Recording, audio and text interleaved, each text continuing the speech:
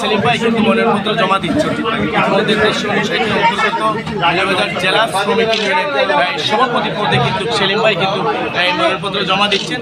আপনারা ইতিমধ্যে এই যে দেখতে পাচ্ছেন সময়ত আপনারা এই মুহূর্তে যারা লাইভে যুক্ত হয়েছেন সবাইকে আমি জানাচ্ছি আমরা শুভেচ্ছা।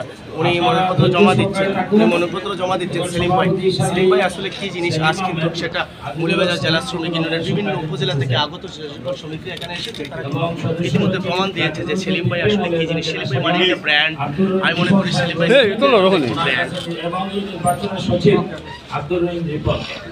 আহ্বায়ক ওনার কাছে রফিকুল ইসলাম রশিদ ভাই রয়েছেন, নির্বাচন পরিচালনা কমিটির আহ্বায়ক রয়েছেন কমিশনার হিসাবে তুফান আহমদ প্রেম এবং সমগ্র কর্মকর্তা রয়েছেন চৌধুরী রয়েছেন।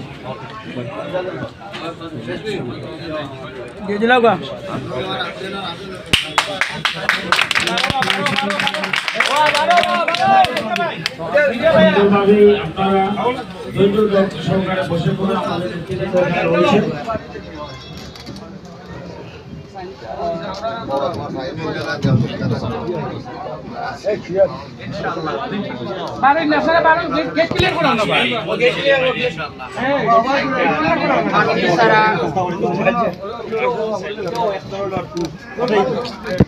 লড়িও না বা